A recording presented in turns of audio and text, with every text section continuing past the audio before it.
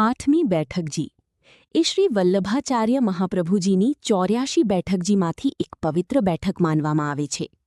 આ બેઠક ગોકુલમાં આવેલી છે અને પુષ્ટિમાર્ગીય વૈષ્ણવો માટે ખૂબ જ મહત્વ ધરાવે છે.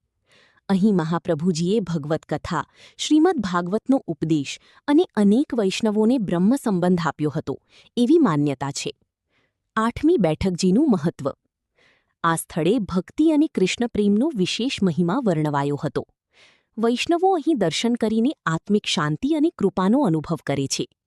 ગોકુલ શ્રીકૃષ્ણની બાળલીલાઓ સાથે જોડાયેલું હોવાથી આ બેઠકનું મહત્વ વધુ વધી જાય છે. એક વખત મહાપ્રભુજી ગોકુલમાં વિરાજમાન હતા. વૈષ્ણવો દૂર દૂરથી તેમના દર્શન માટે આવતા હતા.